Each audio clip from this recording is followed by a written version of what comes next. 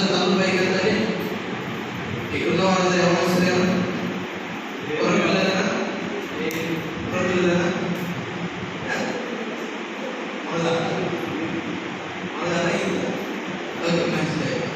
ఈ యవన youth meeting యవనస్తుల మీటింగ్లో ప్రతి నెల శుభ్ర ఆదివారం ఒక ఆదివారం అడగడాన్ని ఒక మనోకరంలో కేంద్రంలో ఏర్పాటు చేయడం జరుగుతున్నది. అయితే ఈ యవనస్తుల గుడిగా ఏంటంటే యవనస్తులు రక్షణకరమైన మార్గంలో పరిశుద్ధంగా జీవించడానికి దాని ఉద్దేశమే ఉన్నాయి. అయితే దేవుడి యవన కాలంలో యూత్ యంగ్స్టర్స్ వీరి జీవితంలో సమయం అనేది చాలా ఎక్కువగా ఉంటుంది. ఏదైనా పని కొనుక్కోవడానికి, ఏదైనా గోల్స్ పెట్టుకోవడానికి యవన కాలంలో వారికి వెంటనే క్యాచ్ చేయడానికి కెపాసిటీ, నాలెడ్జ్ అనేది వారికి దొరుకుతుంది. అయితే ఈ యవన కాలంలో ఇప్పుడున్న పరిస్థితి కాలంలో యవనస్తులు అనేక మంది చెడిపోతున్నారు. అనేక మంది లోకానుసారంగా, అనేక మంది త్రాగుకి, చూడడానికి, మత్తుకి, వ్యభిచారానికి అనేక మంది బానిస అవుతున్నారు. అయితే దేవుని బిడ్డలారా, ఈ కాలాల్లో ఈ యొక్క పరిస్థితులను బట్టి మనం ఏం చేయాలంటే మనము దేవుడిని స్తుతించాలి. ఇలాంటి పరిస్థితుల్లో, ఈ కష్ట సమయంలో, ఇబ్బందుల్లో, పాపము ఎక్కువగా స్ప్రెడ్ అవుతున్న ఈ కాలంలో ఎవరైనా మనము మన భక్తి జీవితాన్ని మనం కాపాడుకోవాలి లేదా? దేవుడు పెట్టారా? యవనస్తులు అనే వారు జీవితంలో వారు పరీక్షించుకోవాలి. వారు తీసుకునే నిర్ణయాలు, వారు వేసే ప్రతి ఒక్క స్టెప్స్, అంటే జీవితంలో తీసుకునే నిర్ణయాలు, ఆలోచనలు అనేది చాలా స్టాండర్డ్గా ఉంటాయి. ఒక ఇంటి నిర్మాణాన్ని మనం పెట్టేటప్పుడు ఆ ఇంటి నిర్మాణం పునాది స్థితిలో ఉండాలి. ఆ స్టార్టింగ్ మెయిన్ స్టాండర్డ్గా మనం వెళ్ళాలి. ఒక వేలు మనం వెళ్ళేటప్పుడు మెయిన్ స్టాండర్డ్గా మనం వెళ్ళాలి. కాబట్టి అది ఏదైనప్పటికీ స్టాండర్డ్గా మనం వెళ్ళకపోతే అదేమవుతుందంటే ఫెయిల్ అయిపోతుంది. అది ఏ ఫెయిల్ అయినప్పటికీ. అలాగే మన జీవితంలో కూడా యవన కాలంలో దేవుడు ఒక ప్లాట్ఫామ్, ఒక అవకాశాన్ని ఇచ్చినప్పుడు దాన్ని ఏం చేయాలంటే మనం సద్వినియోగం చేసుకోవాలి. దేవుడు మనకి ఇచ్చిన సంఘంలో ఉన్న అవకాశాలను బట్టి కానీ, దేవుడు తల్లిదండ్రుల పట్ల మనకి ఇచ్చిన అవకాశాలు కానీ, చదువులు కానీ, లేదంటే వ్యాపారంలో కానీ మనం ఏం చేయాలంటే దాన్ని ఉపయోగించుకోవాలి. దేవుడు ఉంటాగా మన సమయాన్ని మనం ఉపయోగించకపోతే, మన యొక్క బలాలను మనం ఉపయోగించుకోకపోతే ఏమవుతుందంటే మనకున్న తలను దేవుడు ఏం చేస్తాడంటే వేరే వాళ్ళు ఇచ్చేస్తాడు. ఉన్న టాలెంట్ మనం వాడుకోవాలి, ఉన్న గిఫ్ట్ని మనం వాడుకోవాలి. అయితే యవన కాలంలో సరైన అవగాహన ఉండదు. యవన కాలంలో ఆవేశం ఉంటుంది కానీ ఆలోచన ఉండదు. యవన కాలంలో మనం తీసుకునే నిర్ణయాలు ఎన్నో చేయాలనుకుంటాము కానీ ముందుకు చేయలేము. కారణం ఏంటి చెప్పండి? మనకి సరైన నాయకుడు కావాలి. లీడర్, నాయకుడు అనేవాడు చాలా ముఖ్యమైన వ్యక్తి. నాయకుడు అనేవాడు మనకు కావాలి. సలహా ఇచ్చేవాళ్ళు మనకు కావాలి. అనుభవం నేర్పేవాళ్ళు మనకు కావాలి. ఆ అనుభవం నేర్పేవాళ్ళు ఎవరైనా ఉన్నారంటే దైవవాక్యం. దైవవాక్యం ఉన్నది, సంఘమే ఉన్నది. ఈ సంఘం అనే ప్రాంతం ఈ యొక్క వాక్యమైన నాయకుడు మనం ఏం చేయాలంటే బేస్ చేసుకుని మనం ముందుకెళ్ళినట్లయితే మనకు అన్ని విధాలుగా దేవుడు మన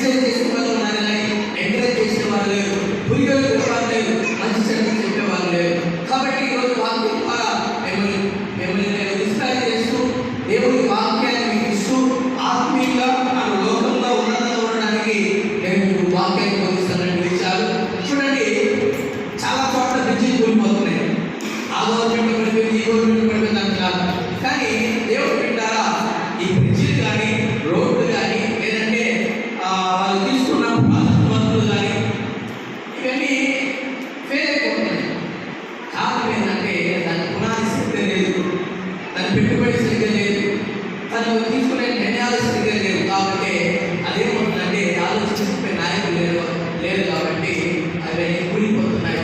అవి బ్రిటిష్ కాలం లాంటి ఇవన్నీ ఇప్పుడు నాకు స్టాండర్డ్గా ఉంటున్నాయి. అయితే దేవుడు వింటారా, ఈరోజు యవనకాలంలో ఉన్న మనం, యవనస్తులు ఉన్న మనం, దేవుడు సన్నిధిలో ఉండడానికి దేవుడు మనకు అవకాశాన్ని ఇచ్చాడు. దేవుడి సన్నిధిలో మనం గడపడానికి, ఈ యూత్ మీటింగ్లో ఉండడానికి దేవుడు మనకి మంచి అవకాశం ఇచ్చాడు. మన తల్లిదండ్రులు ఇచ్చి, మనకి చదువు నేర్పించే వాళ్ళు ఇచ్చి, దేవుడు ఏం చేశాడంటే ఒక మంచి ఒక ప్లాట్ఫామ్ మనకి దయచేసినప్పుడు మనం ఏం చేయాలంటే దాన్ని సద్వినియోగం చేసుకోవాలి. ఇక్కడ అనేక మంది యవనస్తులు వాళ్ళకున్న సమయాన్ని వారు ఏం చేస్తారంటే నష్టపరుస్తున్నారు. వాళ్ళకున్న సమయాన్ని వారు వ్యర్థమైన వాటికి వాళ్ళు ఉపయోగిస్తున్నారు. వాళ్ళకున్న నిర్ణయాలు, ఆలోచనలు, గోల్లు, విజన్స్ ఇవన్నిటిని వారు మనసులో పెట్టుకుంటున్నారు, కానీ వారు అమలుపరచడం లేదు, దేవుడికి అమలుపరచడం లేదు. దేవుడు పెట్టారా రండి చూద్దాం. ఇక్కడ చదివిన వాక్యం ప్రకారం 9వ వచనంలో యవనస్తులు దేవుని చేత తమ మాటలు శుద్ధిపరుచుకుంటారు. మన ఆలోచనలు, మన నిర్ణయాలు, మన భవిష్యత్తులో ఉన్నతంగా, పరిశుద్ధంగా, రక్షణకరంగా 10 మందిలో మనము గౌరవంగా ఉండాలంటే, 10 మందిలో మనము ఉన్నతంగా ఉండాలంటే మనము ఏం చేయాలంటే పరిశుద్ధపరుచుకోవాలి. మన నడతను ఏం చేయాలి? పరిశుద్ధపరుచుకోవాలి. మనకున్న వరాలను ఏం చేయాలంటే పరిశుద్ధపరుచుకోవాలి. సో దేవుడు పెట్టారా, మనము యవనస్తులు తప్పల తొట్టిలు కాదు. యెషయా 40:30 వచనం, యెషయా 40:30 వచనంలో యవనస్తులు తప్పల తొట్టిలు కాదు. లోపాలు లేని మనిషి ఉన్నాడు, తప్పులు చేయని మనిషి ఉన్నాడు, అనుభవం వస్తేనే కానీ ఆ వ్యక్తి అనేది గ్రహించలేడు. చదవండి యెషయా 40:30.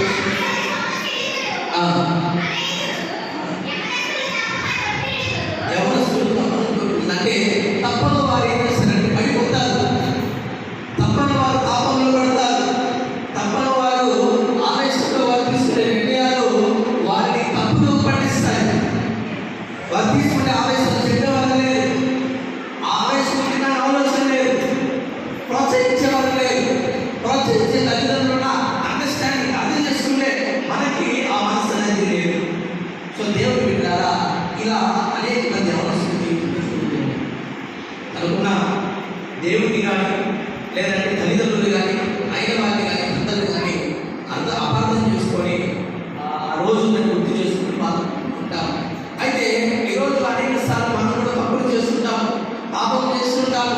మనం కూడా ఉన్నతంగా ఉండాలి, చెడు మార్గంలో వెళ్ళకూడదు, మంచి మార్గంలో ఉండాలని మనం కూడా అనుకుంటాము, ఉన్నతంగా ఉండాలని మనం కోరుకుంటాము. కానీ మన జీవితం ఎలా ఉంది? మన జీవితం పరిశుద్ధంగా ఉన్నదా? మన నడత ఎలా ఉన్నది? మనం తీసుకునే నిర్ణయాలు ఎలా ఉన్నాయి? ప్రస్తుత కాలంలో ఈ కాలం అనేది ఎంతో చట్టగుణాలుగా ఉన్నాయి. నేను 3 యవనస్తులు బైబిల్లో చూపించి నేను ముగిస్తాను. దేవుడు పెట్టారా, ఎఫెసీ రాసిన పత్రిక 5:15 చదువుకున్నట్లయితే ఎఫెసీయులు 5:15-16 దినములు చెడ్డవి కనుక సమయాన్ని పోలేక సద్వినియోగం చేసుకోవచ్చు.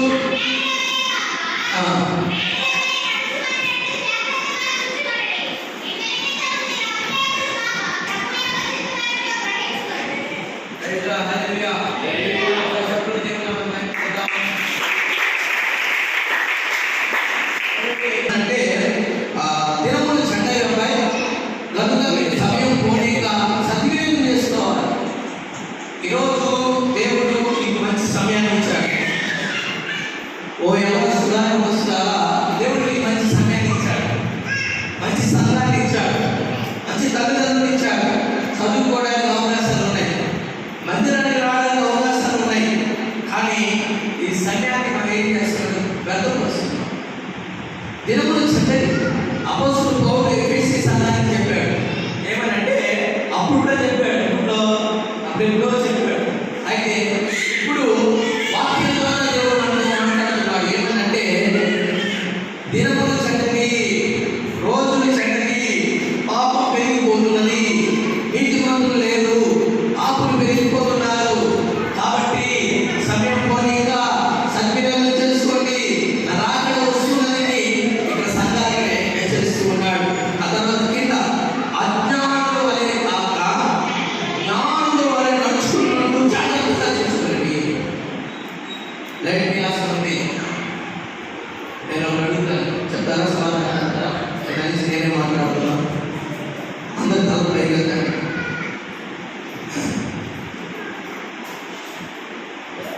అజ్ఞానం అంటే ఎవరు అంటే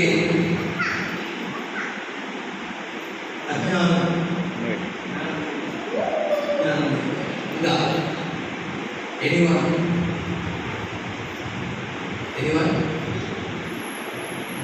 చెప్పండి. స్వరాలండి అప్పుడైతే రైట్ ఏదో చెప్పమ్మా ఎవరో చెప్పండి. మా తీసుకెళ్ళలేదు చెప్పండి. చెప్పండి అజ్ఞానం అంటే ఎవరు? అప్పుడు ఏదో చేస్తే అప్పుడు రైట్ ఏదో తొమ్మిది వెళ్తే తెలుసుకుంటారు. చూడండి అజ్ఞానం అంటే ఎవరంటే జ్ఞానం లేని వారు. ఇప్పుడున్న జనరేషన్లో కాలంలో వాళ్ళ చిన్నపిల్లలు కానీ మనసులు కానీ ఎవరైనా ఉన్నాయి. అజ్ఞానులు ఎవరు లేరు. చదివారా? అజ్ఞానులు ఎవరు లేరు. సేవకులు మించిపోయారు, మంత్రులు మించిపోయారు, టీచర్లు మించిపోయారు. ఎవరు అజ్ఞానులు లేరు. అజ్ఞానంలో నటిస్తారు కానీ అజ్ఞానం ఎవరు అందరూ తెలుసుకోవాలి. అందరూ మేధం ఆనంద జ్ఞానం అందరూ చిన్నపిల్లల నుంచి నేర్చుకునేవారు. వారు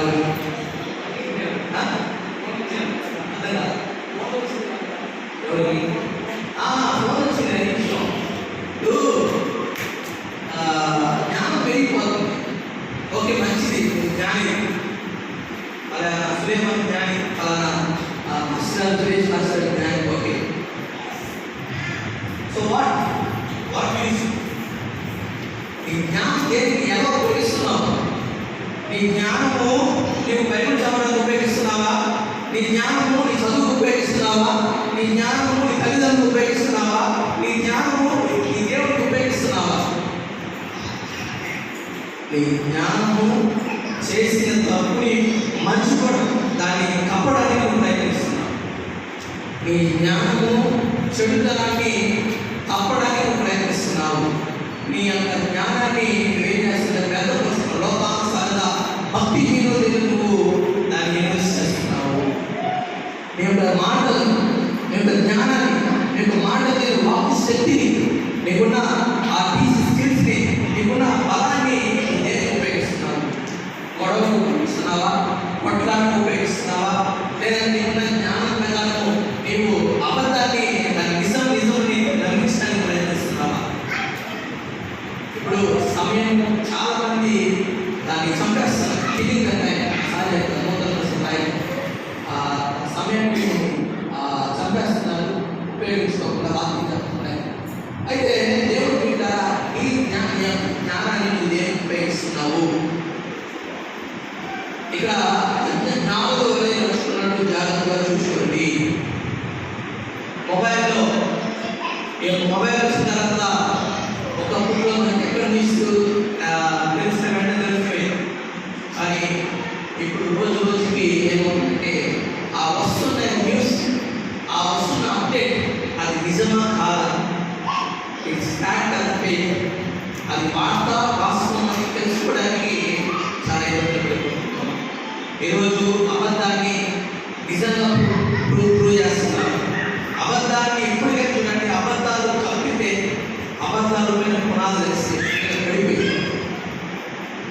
అది ఏ వ్యవస్థ అయినా, అది ఏ మనిషి అయినా, అది ఏ సంఘమైనా, అది ఏ పార్టీ అయినప్పటికీ అబద్ధాన్ని దాన్ని నిజం మనం ప్రూవ్ చేస్తే అది ఎప్పుడుగా ఏమైందంటే పడిపోయి. దేవుడి బిడ్డలారా, మన జ్ఞానాన్ని మనము సరైన మార్గంలో ఉపయోగించడానికి జాగ్రత్తగా దానిని మనం సద్వినియోగం చేసుకోవాలి. అంటే న్యాయబద్ధంగా మనం ఏం చేయాలంటే మనము దాన్ని సద్వినియోగం చేసుకోవాలి. 3 యవనస్తులను చూపిస్తారు చూడండి. ఇప్పుడున్న కాలంలో మన యొక్క సమయాన్ని మొబైల్ ఉపయోగిస్తున్నాం, మాటలు ఉపయోగిస్తున్నాం, పెద్దమైన వాటిని ఉపయోగిస్తున్నాం, లేదంటే మనము చెడుదానికి మనం ఉపయోగిస్తున్నాము. మనకున్న జ్ఞానాన్ని మనం దేవుడి పరిచయం, తల్లిదండ్రులకి, సంఘానికి ఉపయోగపడినట్టుగా ఉండాలి. 3 యవనస్తులను చూపించి ముగించేస్తాను. సరే గమనించండి. బైబిల్లో యేసేపు ఉన్నాడు. మా చూడండి అమ్మ 5 నిమిషాలు ముగించేస్తాను ఎక్స్ప్లెయిన్ చేసేసి. అందరికి తెలిసింది బైబిల్లో యేసేపు ఉన్నాడు. ఈ యేసేపు ఎలాంటి అంటే తండ్రి తండ్రి ఎంతగానో ప్రేమించాడు. ఈ యేసేపు ఏం చేశాడంటే 5 యూదులకి అమ్మివేయబడ్డాడు. ఎవరు కావాలి అయితే అమ్మివేయబడ్డారు. అయిన వారు అన్నదమ్ములను కొట్టివేశారు, తృణీకరించారు. అతను ఉన్న కళ వారు టాలెంట్, గిఫ్ట్, టాలెంట్ డికేట్ ఉంటుంది బాగా రాస్తున్నారండి. చూసారు టాలెంట్, యేసేపు ఉన్న టాలెంట్ కళలు అనేవారు. ఆ వరాన్ని పెట్టుకొని అతను ఏం చేశాడంటే అతను అన్నదమ్ముల దగ్గర ఆయన వారి దగ్గర అతను అవమానాలు పడ్డాడు. ఆ తర్వాత యేసేపు అన్నదాతలు అమ్మివేయబడ్డాడు. మూడవదిగా ఫరో ఇంటిలో అతను ఏం చేశాడు, అతను చెరసాలలో వెళ్ళాడు. ఆ తర్వాత అతను అనేకమైన అవమానాలు ఎదుర్కొంటారు. అందువల్ల ఎవరు నమ్ముకొని దేవుడిని నమ్ముకొని ఎవరు వేసి దేవుడు నమ్ముకున్నాడు. ఇంకో వ్యక్తిని చూద్దాం, శాంసన్. ఈ శాంసన్ను నాశనం చేయబడిన వ్యక్తి, అంటే దేవుడి చేత అభిషేకింపబడిన వ్యక్తి, దేవుడి చేత ఎన్నుకోబడిన వ్యక్తి. ఇతనికి దేవుడు బలాన్ని ఇచ్చాడు, టాలెంట్ గిఫ్ట్ ఇచ్చాడు, బలం ఇచ్చాడు. ఆ బలం ఇచ్చినప్పుడు ఏమైందంటే ఆ బలాన్ని ఎక్కడికి ఇన్వెస్ట్ చేశాడంటే బాగా ఉపయోగించుకున్నాడు. తర్వాత ఒక స్త్రీ దగ్గర ఏం చేశాడంటే బలాన్ని ఇన్వెస్ట్ చేశాడు. అంటే ఆ సమయాన్ని ఏం చేశాడంటే చెయ్యాల్సిన చేయకుండా పని చేశాడు. తర్వాత మూడవదిగా షడ్రక్ మేషక్ అబేద్నెగో, మీరు కూడా ఎవరి కాలంలో ఉన్నారు. మీరు ఎవరి కాలంలో ఉంటూ వారుకున్న పనులు బట్టి, వారుకున్న రాజకీయ పలుకుబడిని బట్టి, రాజు దగ్గర చేసే ఆ పనులు బట్టి, ఆ బ్యాక్గ్రౌండ్ బట్టి న్యాయబద్ధంగా గర్వబద్ధంగా దేవుడిని ప్రశ్నిస్తూ ధర్మశాస్త్రాన్ని అనుసరించి వాళ్ళు నడుచుకుంటున్నారు. ఈ ముగ్గురు మనం చూసినట్టయితే ఒక వ్యక్తి కలవని వ్యక్తి, అతడు చెరసాలలో పడ్డాడు. ఓకేనా? ఈ చెరసాలలో పడిన వ్యక్తి రాజు అయ్యాడండి. రెండవదిగా ఈ శాంసోను గుడివాడైపోయాడు, బలం ఉన్న వ్యక్తి. తర్వాత దానియేలు కాలంలో షడ్రక్ మేషక్ అబేద్నెగోలు వారు దేవుడిని నమ్ముకుని వారు ఉన్నతంగా ఉండిపోయారు. రాజు పక్కన రాజ్యంలో వారు సేవిస్తున్న దేవుడిని సేవించమని రాజు ఆలోచన చేసేస్తారు.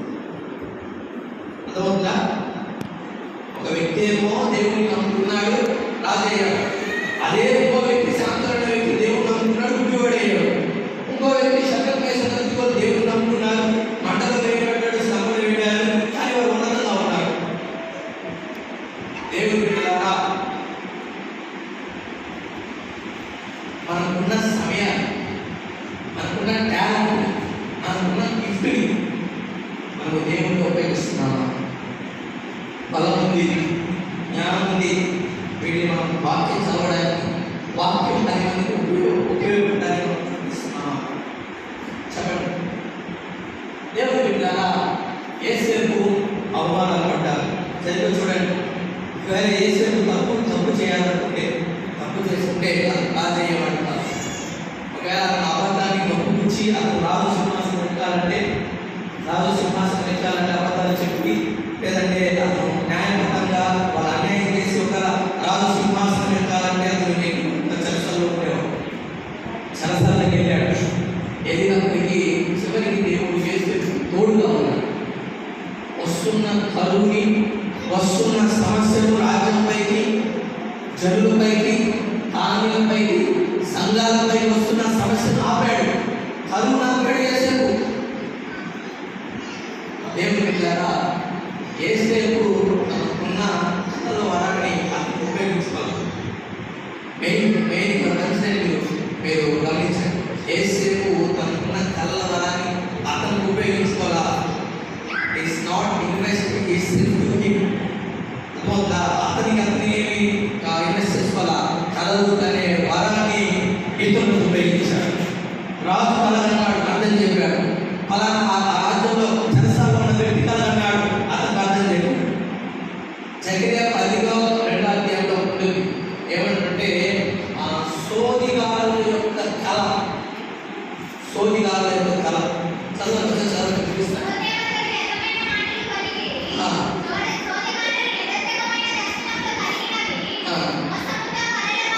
మోసంలో కలభావము, మోసంతో కలభావం చెప్తారు. మోసంతో కలభావం చెప్తారు చాలా మంది సిద్ధాంతం. ఇవి కాదు, మోసంతో కాదు. దేవుడు కలిస్తే కళ నెరవేరు, దేవుడు నోట్ల నుంచి పలికితే అది నెరవేరు.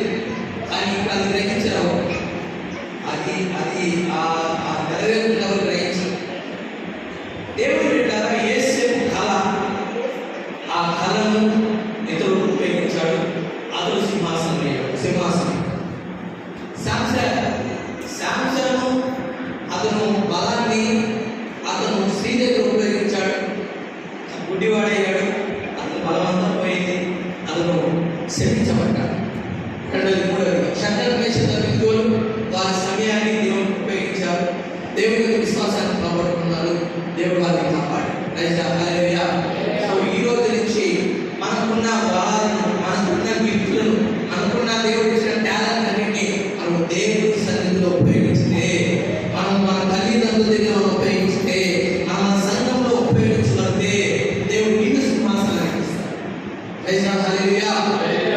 ఏసేపే అబద్ధాలు చెప్పి తెలివితో, జ్ఞానంతో, అతను పీటితో ఆ సింహాసనాన్ని అతను అధిష్ఠించాలంటే అది నిలబడిందా? నిలబడు. ఈ రోజు అబద్ధం ప్లాట్ఫామ్గా తీసుకొని, సోషల్ మీడియా ప్లాట్ఫామ్గా తీసుకొని ఇది నిజమై తన జ్ఞానంతో, నాలెడ్జ్తో ఏం చేస్తున్నారంటే అది ప్రూవ్ చేస్తున్నారు, వాళ్ళు కాపాడబడుతున్నారు. కానీ ఎప్పటికైనా అబద్ధాలతో, కుట్రలతో పునాది వేయబడింది, ఎప్పటికైనా కూలిపోయింది. హల్లెలూయా. న్యాయబద్ధంగా, క్రమబద్ధంగా నీకున్న టాలెంట్, నీకున్న కొద్ది దాంతో నీ పని చేసుకుంటూ, చదువుకుంటూ, వాక్యాన్ని ధ్యానిస్తూ, దేవునికి అనుసంధానంగా ఉండి నువ్వు దిగినట్టయితే ఖచ్చితంగా దేవుడు ఏం చేస్తాడంటే సింహాసనాన్ని దేవుడిని ఏర్పరుస్తాడు. అవే చెప్తావా? దేవుడు వింటారా? ఆదికాండం 39:21లో దేవుడు ఒక చక్కటి మాట చెప్తాడు. చూడండి, ఆదికాండం 39:21. అయితే యెహోవా యోసేపుకు తోడై ఉండెను. ఈరోజు నీకు సరైన టాలెంట్ లేదు, ఈరోజు నీకు సరైన బ్యాక్గ్రౌండ్ లేదు, సరైన జ్ఞానం లేదని అనుకుంటున్నావే. నువ్వు చేయగలుగుతావు, నీ పనులన్నింటిలో నువ్వు చేయగలుగుతావు. నీ యొక్క చదువులో నువ్వు రాణించగలుగుతావు, నీ యొక్క పనుల్లో నువ్వు రాణించగలుగుతావు, నీ యొక్క వ్యాపారాల్లో నువ్వు రాణించగలుగుతావు, నీ యొక్క చేస్తున్న బ్యాంకు పనుల్లో కానీ, ఏదైనా బిజినెస్లో కానీ నువ్వు రాణించగలుగుతావు. అయ్యో నేను వాళ్ళ తెలియని వాళ్ళు కాదు, నేను వాళ్ళ జ్ఞానం కాదు, అయ్యో నేను చదవలేని, అయ్యో నాకు సపోర్ట్ లేదు, అయ్యో నాకు బ్యాక్గ్రౌండ్ లేదు, నాకు బాధపడుతున్నామో. యేసేపు కూడా ఒకప్పుడు చెరసాలలో అతను బానిసగలిగిన వ్యక్తి దేవుడు తోడుగా ఉన్నాడు. ఈరోజు యవనస్తుల కోడిలో దేవుడు నీకు తోడుగా ఉండబోతున్నాడు. దేవుడు నీ చదువులో దేవుడు తోడుగా ఉండబోతున్నాడు. దేవుడు నీ బిడ్డలకు తోడుగా ఉండబోతున్నాడు. దేవుడు నువ్వు చేస్తున్న వ్యాపారాలు, వెళ్ళే మార్గాలు, వెళ్ళే హైయర్ స్టడీస్లో తీసుకునే నిర్ణయాల్లో దేవుడు నీకు తోడుగా ఉంటుందాక. దేవుడు నువ్వు పనిచేసే చోట, నువ్వు చదివే చోట ఉన్నతంగా ఉంచుగాక. దేవుడు మేలు దేవుడు దయచేయుగాక. హల్లెలూయా. మనం ఉండే చోట చదువు కానీ, లేదంటే వ్యాపారం కానీ, బిజినెస్ కానీ, మనం ఉండే చోట దీవింపబడాలి, ఆశ్రయింపబడాలి. మనం చూసి 10 మంది ఇన్స్పైర్ అవ్వాలి. మనం చూసి 10 మంది ఏం చేయాలంటే వాళ్ళ ఉండాలి, వాళ్ళ విజయ రహస్యం ఏంటి? అలా యేసుక్రీస్తుని వారు నమ్ముకున్నారు, వారు చెడు మార్గంలో లేరు, వారు దేవుళ్ళు ఉన్నారు కాబట్టి దేవుడు వారు వచ్చారని నువ్వు వెలిగింపబడాలి. యేసేపు వెలిగింపబడ్డాడు. యేసేపు వెలిగింపబడ్డాడు. అతను ఉన్న కళని, వరాలని, ఉన్న వాటిని అతను ఇతరులపైన ఉపయోగించాడు, జనులకు ఉపయోగించాడు. నీ దగ్గర ఉన్నది దేవుడు మనకి ఉపయోగించి, పంచనికి ఉపయోగించి, తల్లిదండ్రులకు ఉపయోగిస్తే దేవుడు నీకు తోడుగా ఉంటాడు. హల్లెలూయా. ఈరోజు మనం దేవునికి లోబడ్డాం. ఈరోజు మనం దేవుడిలో ఉన్నట్టు మనం నడిస్తున్నాం. మనుషులు కనబడినట్టుగా మనం పరిచయం చేస్తున్నాం. అలాగే దైవసేవలు ప్రైవేట్గా మనం పనులు చేస్తున్నాము. దైవసేవలకి కనిపించినట్టుగా మనం పనులు చేస్తున్నాము. మనం అందరి ముందు మనం ఏం చేస్తున్నామంటే మనం కలిసి పెంచుకుంటున్నాము. కానీ దేవుని బిడ్డలా నీవు దేవుని దృష్టికి, యేసేపు అందరి దృష్టిలో తప్పు వేయబడ్డాడు, నిందలు వేయబడ్డాడు, అవమానాలు పడ్డాడు. ఒకవేళ అతని అబద్ధంతో పునాది వేసుకున్నట్లయితే అతను నాశనం అయ్యేవాడు. ఈరోజు న్యాయపద్ధతి ముందుకు వెళ్తే నీ పైన ఉన్న అవమానాలు, నిందలు, శోధనలు అన్నింటిలో దేవుడు విజయాన్ని ఇస్తాడు, నీకు తోడుగా ఉంటాడు. యేసేపు సింహాసనాన్ని ఇచ్చినట్టుగా దేవుడికి సింహాసనం ఇస్తాడు. ఈరోజు అనేక మంది యవనస్తులు తనకున్న తెలివితో, జ్ఞానంతో ఉన్నతంగా వెళ్ళవచ్చు, ఉన్నతమైన చదువు చదవచ్చు, లేదంటే ఉన్నతమైన పదవులు వాళ్ళు ఆశించవచ్చు. కానీ అది శాశ్వత కాలంగా వెళ్ళవచ్చు. వారు ఎలాగైతే ఎదిగారో శాశ్వతలాగా అలాగే పడిపోతారు. ఈరోజు క్రికెట్